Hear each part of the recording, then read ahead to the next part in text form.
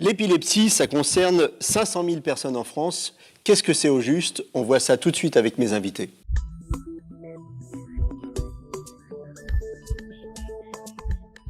Avec moi sur le plateau, le professeur Vincent Navarro. Vous êtes neurologue, vous êtes responsable de l'unité d'épilepsie au pôle maladie du système nerveux de la Salpêtrière et vous êtes co-directeur d'une unité de recherche à l'ICEM. L'ICEM, c'est l'Institut du cerveau et de la moelle. Voilà. Alain Dehaene, vous êtes papa d'une petite fille qui a 11 ans et qui est épileptique. Je vous remercie d'avoir accepté de venir témoigner sur le plateau. On va commencer avec vous. Vous allez nous parler de la vie au quotidien d'une épileptique, d'une petite épileptique, d'un papa de petite épileptique. Comment elle s'appelle, votre petite fille? Alors, elle s'appelle Nila, elle a 11 ans et elle était diagnostiquée épileptique depuis l'âge de ses 3 ans. De ses 3 ans, tout à fait. Voilà, c'est ça. Alors, aujourd'hui, elle a 11 ans, elle fait 2 crises par jour à peu près. En moyenne, 2 crises par jour, oui. Ouais. Tout à fait, oui. Oui. C'est dur à supporter pour elle? Pour elle, c'est très, très dur parce que c'est très fatigant. Le temps de reprise après une crise d'épilepsie, c'est environ 3/4 d'heure, 1 heure avant qu'elle puisse se remettre à jouer ou à travailler au niveau de son temps scolaire. Bien sûr. Et se concentrer aussi, la concentration, c'est très compliqué pour un enfant. Alors, ceux qui ne connaissent pas l'épilepsie diraient qu'est-ce que vous faites? Pourquoi vous ne la soignez pas? Le problème, c'est qu'elle est pharmacorésistante. Pharmacorésistante, ça veut dire qu'elle est résistante aux médicaments, c'est ça? C'est exactement ça. Elle est résistante à tout type de traitement, donc on essaie de trouver le traitement le plus adapté pour gérer au mieux ces crises d'épilepsie. Vous en êtes déjà au 8e traitement, c'est ça? 8e traitement, et on va bientôt passer au 9e parce que le 8e en cours n'est pas encore... Sans succès. Sans succès. Donc à chaque fois, on a l'espoir que ça marche, et puis ça ne marche pas. Et je suppose que c'est pas facile. C'est exactement ça. On a toujours espoir que le nouveau traitement soit le bon, mais on nous a toujours prévenu que lorsque c'est l'épilepsie pour un enfant, tout au long de sa croissance, son traitement sera adapté en fonction de ses besoins énergétiques et de son corps. D'accord. Voilà. Aujourd'hui, on peut le dire, elle n'est pas très heureuse, elle ne veut plus aller à l'école. Exactement, parce qu'au niveau de la scolarisation, elle a pris un retard énorme. Elle a déjà 2 ans de retard au niveau des enfants de son âge. Et lorsque ça se passe des crises d'épilepsie en cours de récréation ou lors d'une séance pédagogique, eh bien, elle se ressent tout de suite isolée. Bien sûr. Voilà. Bien sûr. Donc, le rejet, il est au niveau des profs, au niveau des élèves, au niveau des deux? Le rejet n'est pas trop au niveau de ses professeurs, c'est plutôt au niveau de l'ensemble de ses camarades qui la voient et qui ne comprennent pas toujours. À cet âge-là, ils sont très durs à accepter, malgré que certains commencent à comprendre et à l'aider lorsqu'elle fait une crise. Alors, en plus du poids de la maladie, s'ajoute pour vous, les parents, tout un tas de trucs qui vous tombent dessus, comme les paperasses. Par exemple, chaque année, vous êtes obligé de refaire votre dossier. Voilà. C'est ça? Comment Tout à fait. Alors, tous les ans, nous sommes obligés de refaire une demande auprès de la Maison des droits des personnes handicapées pour qu'elles puissent avoir une prise en charge tant au niveau scolaire qu'au niveau accompagnement. Voilà. Donc c'est pas facile à vivre tout ça. C'est pas facile, c'est la lenteur et la lourdeur de l'administration française. Au niveau de la famille, comment ça se passe? Alors au niveau de la famille, avec son frère aîné, sa sœur aînée, elle est très bien encadrée. Ils l'ont vu grandir avec son épilepsie. Lorsqu'une crise arrive et ils savent l'isoler, la mettre en sécurité et la surveiller. Professionnellement, pour vous, ça vous prend du temps? Alors professionnellement, il faut que je sois souvent disponible, parce que lorsqu'il y a une crise à l'école, on m'appelle pour que je vienne récupérer mon enfant, parce que forcément le temps de récupération, sur le temps scolaire, ils n'ont pas le temps de s'en occuper, donc je suis obligé de venir, quitter mon travail et récupérer mon enfant. Ouais. Alors professeur Vincent Navarro, en 2 mots, on rappelle quand même, là on a eu du vécu, puis on voit que c'est pas facile, on rappelle en 2 mots ce que c'est l'épilepsie. L'épilepsie, donc, c'est une pathologie du cerveau qui correspond à une sorte d'orage électrique au niveau des cellules du cerveau qu'on appelle les neurones. Donc les neurones dialoguent entre eux, c'est ce qui fait la base de notre communication, de notre motricité. Et pour différentes raisons, en fait, par moment, il y a une sorte d'étincelle qui va embraser le cerveau et aboutir à des comportements moteurs, sensitifs, quels qu'ils soient, aberrants.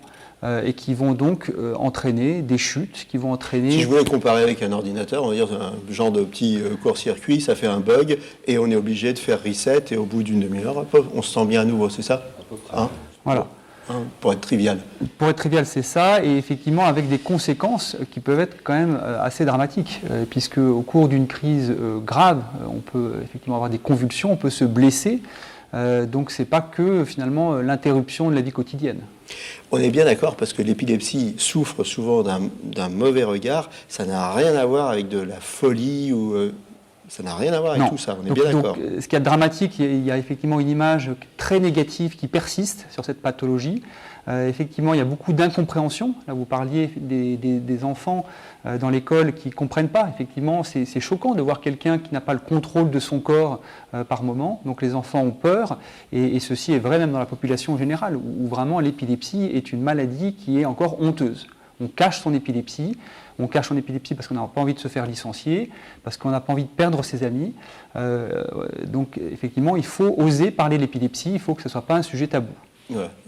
Alors, le point sur les traitements aujourd'hui, les médicaments. Vous en êtes à votre 8e, bientôt 9e traitement. Vous m'avez dit, il y a, depuis 20 ans, il y a 30 nouvelles molécules qui sont sorties, puis il va en sortir encore. Alors, mais on n'a pas encore le Graal du pharmacorésistant. Voilà. Donc il faut quand même voir qu'en France, donc, il y a quand même près de 600 000 patients épileptiques, et que dans à peu près 70% des cas, heureusement, les médicaments aident, marchent.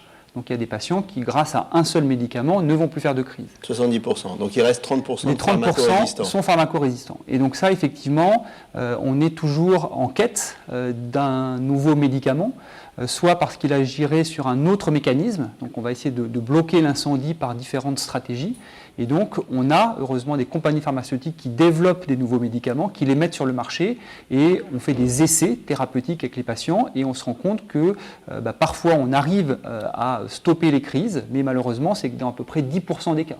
Donc toute nouvelle molécule, tout nouveau médicament antiépileptique qui est mis sur le marché permet de contrôler 8 à 10% des pharmacorésistants, ce qui est vraiment insuffisant. L'autre problème, c'est que tous ces nouveaux médicaments qui heureusement arrivent, on ne sait pas quelle est leur tolérance. Et donc parfois, il y a un médicament qui va plutôt bien marcher, mais au prix d'effets secondaires dramatiques. Chacun de ces médicaments peut entraîner de la fatigue, des troubles de concentration, des troubles d'élocution, et c'est d'autant plus vrai que c'est sur un enfant qui est en cours de développement. Donc on a toujours aussi cette difficulté d'avoir quelque chose qui marche et qui n'ait pas trop d'effets secondaires. Deuxième traitement possible, la chirurgie. Alors on explique, mais et on verra qu'elle ne concerne pas tout le monde. Oui, donc la chirurgie s'adresse à des patients épileptiques qui ont une épilepsie pharmacorésistante et pour lesquels on peut identifier le point de départ précis dans la tête. C'est-à-dire l'endroit où il y a ce petit court-circuit, voilà. le petit truc qui a un moment qui... Donc ça, c'est très difficile à isoler, parce qu'il faut être absolument certain que ça part dans la région au niveau de la tempe à droite. Encéphalogramme, IRM fonctionnel, des voilà, choses donc comme il y a plein d'examens. C'est un vrai parcours du combattant pour ceux qui sont candidats à cette chirurgie. C'est parfois 2 années, voire plus, d'examens, des séjours à l'hôpital pendant des semaines, des électroencéphalogrammes, des IRM, et parfois c'est même l'implantation d'électrodes dans la tête pour être vraiment sûr que la crise part d'un endroit. Alors là, c'est possible de détruire la zone si cette zone n'est pas une zone indispensable, si c'est une zone qui va nuire, je ne sais pas, à la motricité ou au langage, ça, bien sûr. Donc ça, c'est la deuxième complexité, c'est que parfois on aboutit, on peut identifier avec précision le point de départ, mais on se rend compte que si on retire cette zone, on va rendre le patient hémiplégique ou aphasique. Et il ne faut pas que cette zone soit trop grosse. Vous m'avez dit 1 cm3. Donc c'est 1 cm, 2 cm3, ce qui est quand même déjà important. Mais effectivement, voilà, il arrive qu'au terme de ces examens compliqués, on ne puisse pas opérer. Et alors parfois, donc on a vu les médicaments, on a vu la chirurgie, et parfois on ne sait pas trop encore le pourquoi et on ne connaît pas trop le mécanisme, mais le régime cétogène, ça marche. Voilà, donc ça c'est très empirique. On s'est rendu compte qu'en demandant aux patients de ne prendre que des lipides, donc qui va entraîner ce qu'on appelle une cétose, eh bien on a une amélioration des crises. Ce qui est compliqué, c'est que c'est très difficile à suivre ce régime.